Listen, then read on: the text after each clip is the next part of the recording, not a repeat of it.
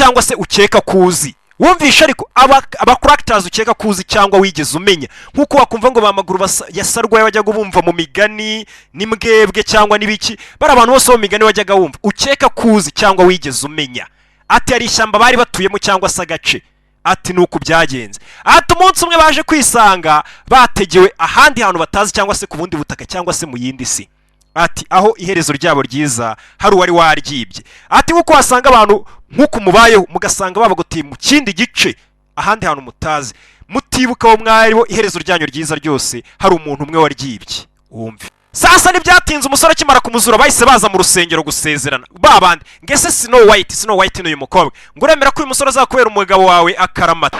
Tubwo nagakira umwamikazi usibye kuba ari umurozi gusa. Nuko dutangiye umukobwa niko yahise avuga, bigaragara ko winjera umwamikazi. Umukobwa aravuze ati ntakiri umwamikazi na rimwe ahubwo no umurozi. Ndafata stop kuko aribwo tugitangira episode ya mbere.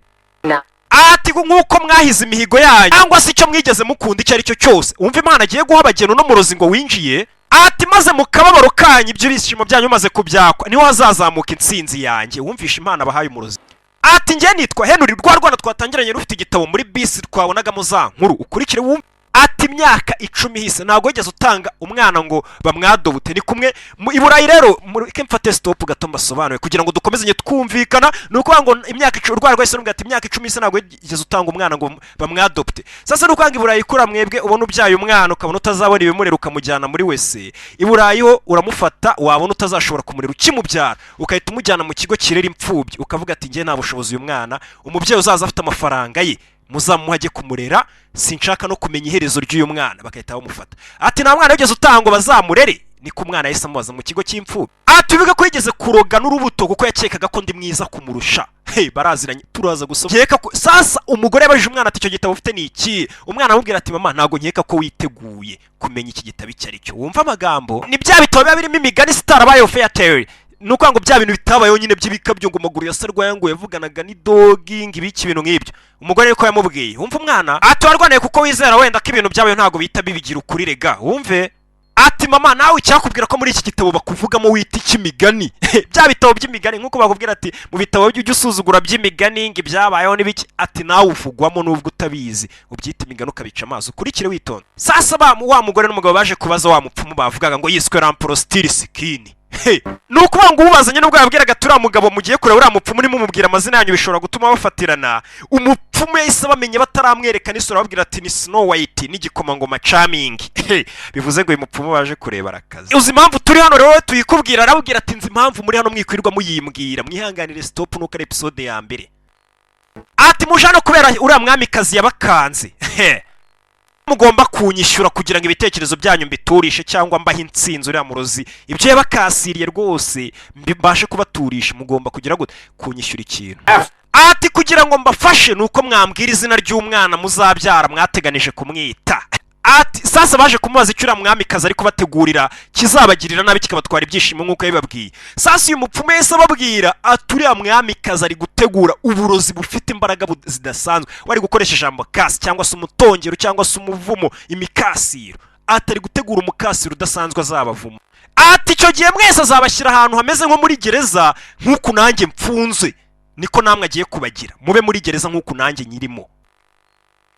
Kandi iyo gereza muzamurimo izaba ari igihe ibaza umuntu kugufungira mu gihe mwana. Nuko ngo umuntu yagufungiye mu gihe uguma tuvuga nimba turi saa 5 agufungira muri izo saa 5 ntumenye ko ari isaha iri kugenda ukaguma uri ntumenye ko ari igihe kiri kugenda ngarashaka kubafungira mu gihe ku buryo utanasaza utanakura utanatera imbere. Atazabafungira ahantu ku buryo azabafungira mu gihe isaha itava hiri n'iminsi itava hiri kugeza igihe. Ati icyo gihe umuntu wenyine uzaba wishimye ni umwamikazi kuko ari uzaba wadufungiye aho hantu, ni uzabuza ukuri ko yadufungiye mu gihe twe nuko ngo azabafungira nta n'ubwenge bazaba bafite bwo kumenya ko yabafunze. Umwami ni uzaba ufite ubwenge wenyine azi ko yabafunze. Wumve sasa umukobwa kimaze ati none se nihe ntsinzi twakoresha yadufasha kugira ngo ibyo bintu bitazaba.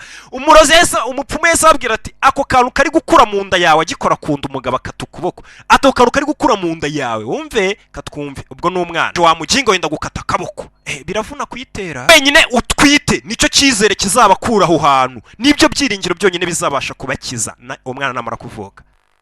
ati ni ukuvuga ngo umurozi azaba yarabafungiye hazaba ari habimutazi bijya mbere uwo mwana utwite mu nda namara kuzuza imyaka 28 azahita azabasanga ahantu muri muzamwarafungiwe namara kuhabasanga abashe kubakiza uwo muvumo umurozi yari yarabaroze wiyogereza awubakuremo wumvishe ni ukuvuga ngo icyo umurozi umupfumu yabafasha ni ukurinda uwo mwana akaba uzababohora wenyine niwe byiringiro by'uyu mukobwa ati twari twumvikanye mbabwiye ukuri nanjye mumbwira izina ry'urwo rwana mutwite arangije yongeraho ngo hanemu bivuze ngo uwo mwana batwite igipfumu kirabizi ko ari umukobwa ntabwo avuze ngo his name yaba ari umuhungu hanemu bivuze ngo umwana batwite ni umukobwa igipfumu cyabibona we wamujinga we ntabwo ari umukobwa ni umuhungu ni ko wateye nda yaravuze ngo ntabwo ari umukobwa ni umuhungu sasa umugore akigera hano yese abwira umwana tuwarwanire dore igicuku kirageze dore n'isangahe agiye kureba ku isaha iri mu mujyi zazindi bita bose babireba abona isaha ntikora umwana ahita amubwira ati mama iriya saha ntigiva hiri wibuke ngo hari abantu bagombaga kuzafungirwa mu gihe iriya saha ngo ntigiva hiri kuva nkiri umwana ariko umwana yamubwira ati hano igihe cyarahagaze bivuze ngo bashobora kuba ari abantu bafungiwe mu gihe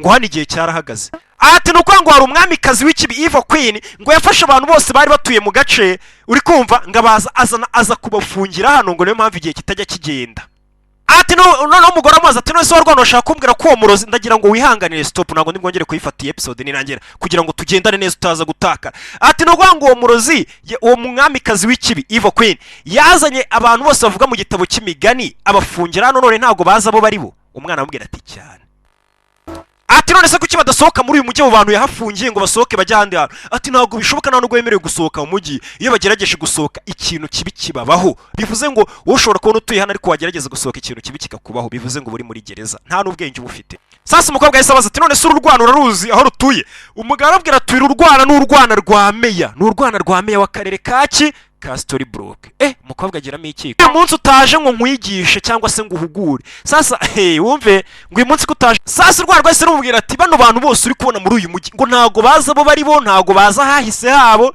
ati ntago nabo ubwabo baza bo bari bo babona bagenda gusa bivuze ngo babafungiwe hano ngo wabafunze ngo ni Eva Queen cyangwa se umwamikazi w'ikibi umugore ntago ari kubyumva arabona urwana ari urusazi ati basi reka nimba twakwizera ko yaturoga reka twizere intsinzi baduhaye ko umwana wacu ari uzatuboho sasa rwaje avuga ati uburyo bwonyine mwabasha rero gukiza uwo mwana wanyu ari uzadutabara kuko umurozi twe yaduhagurukiye ni kiriya giti cyakiza uriya mwana wenyine uwo batwite ati ni ukuvanga iki giti uburyo gimezemo gifite maju ubwacyo ni ukuvuga ngo nta burozi na bumwe cyangwa se imikasiro yabasha kukinjirira bivuze ngo ugishyizemo umuntu niyo umwami yaroga igihugu cyose umwamikazi ntabwo uburozi icyo giti bwakigera mu bivuze ngo niyo makiriro bashobora guhogesherezamo umwana niko akaje kaba ati uno mugore unzaniye ntago ari mama wanjye umbyara ni wowe nubwo wananze ngo bandere uno mugore unzaniye ni ikibi wumvishe umwana ukuntu yita nyina ngo ni ati sinzi uburyo uriya mwana yambonye sasa meya nawe arabwira ati uriya mwana njye namukuye muri oruferi afite ibyumweru 3 gusa ati ndetse wari wamutanze ngo bazamukure muri oruferi bamwadopte bajye kumurera ati nta na nimero yigeze asiga nta nubwo yashaka ko azagira n'umenye ko ari wamubyeyi we yaragiye amutayo ngo bamurere nta muntu yashaka ko bazongera guhura n'umwana ati uriya mwana rero yaravangiwe rwose aho mbereye meya tutabonana cyane asa nk'uwavangiwe mu mutwe mu bintu by'imigani gusa ari byo abavuga ibintu by'imigani by'ibitabo byabaye akabihuza n'ubuzima abantu babayeho asa nk'uwavangiwe ati uriya mwana rwose yari afite urungu umuha igitabo ngo ajye agisoma ariko icyo gitabo nk'umwana ufite ubwenge nk'uko mubizi kandi ukunda kuvumbura we yatangiye gushaka kukivumburamo ibindi byinshi uyu mwarimu niwe wamuhaye kiriya gitabo umwana ahora asoma ati nk'undi mwana wese wisanga muri oruferi nawe yakuriye ngakura afite ibitekerezo byinshi baza ati se ubundi kuki iwacu cyangwa abambyaye bananze bakanta muri oruferi na koko ubwo ni ugucyurira uyu wamutanze harimo inyuro ati nakekaga ko ninkugarura hano muri ino karitsiye ibintu biri bihinduke ndagira ngo wumve amagambo umwana atangiye kubwira nyina witwa Emma wibuka n'umwana twase bacikije mu kabati yitwaga Emma ngo wagombaga kuzaza akabohora abantu ku ngoyi amaze kuza imyaka 28 ati numvaga ko ubwo ugarutse tugiye gutangira kurwana intambara nshyashya umugore ambwira ati warwana wengiye nta ntambara naje kurwana urwana abantu bose barubona nk'urusazi ati niwe ugomba kutugarura rwose herezo ryiza ukaza ukadukiza wumve ati mama ndabizi urankunda ntago unyanga impamvu ukomeze kwigira nkaho utanyitayeho nuko iyo umbonye wishinje icyaha cy'impamvu wantanze muri oruferi n'urwana shara ufite ubwenge atari ko bimeze sawa humura wikomeza kwishinja icyana arabyakira ati ibyo ngibyo bizi ute kariyo mpamvu nabikoze bigaragara ko ari byo urwana rumubwira ati nawe niyo mpamvu ababyeyi bawe babigukoze bakagutanga wibuka ababyeyi bo mu gitabo batanze n'umukobwa yitwa Emma bamutanga bamushyira mu kabati baramwohereza atari uko bamwanze baramwikiza kugira ngo bamukize amarozi nabo bagira ngo azagire iherezo ryiza nkuko nawe yatanze uyu muri oruferi ngo azabeho neza umugore amubwira ati genda ugumane na nyoko uriya wakureze. Umwana akamubwira ati ntabwo uzi iyo ndi kumwe n'ubuzima bwanjye ukuntu buba ari bubi, ubuzima bwanjye buba buri bubi cyane iyo ndi kumwe nawe. Uriya mugore ngo niwe wabafungiye muri kano gace. Story broke niko umwana yizera, kandi kuko mu gitabo bigaragaza ko uriya mugore meya yahoze ari umurozi, ashaka kuzajya kubafungira ahantu aho nta n'umwe uzaba uzi ahahise, nta kintu na kimwe azi. Uriya ariwe wishimye wenyine abafite. Kurikira umwana aramubwira ati ngumana nanjye icyumweru uzasobanukirwa ko ibyo mvuga ari ukuri. Ati wa muginga wanjye uzi ukuntu nakuze nabi,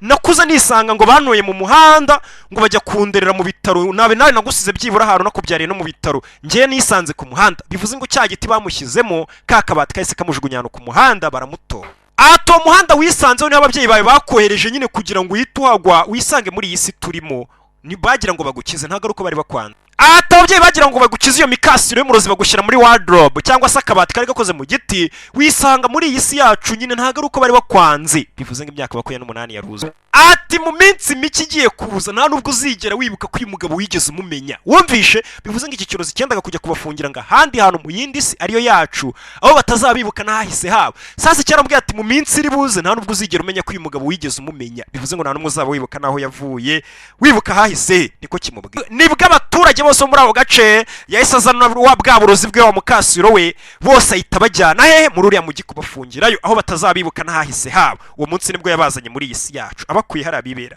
Ati ubwo nari hari ku isabukuru ugiye kuzimya buje, nafunze amaso mu mutima wanjye ntanga icyifuzo, ndifuza kutaba ndi njyenyine ku isabukuru yanjye byibura. Bivuze ngo yabaga wenyine, nifuza ko byibura ntaba ndi njyenyine ku isabukuru yanjye. We utabona wamfashije bino byose kumubona kumugarura ngo ugire ngo ndi kuguha karibu ngo ugaruke mu buzima bw'umwana wanjye wa muginga we, waramutaye.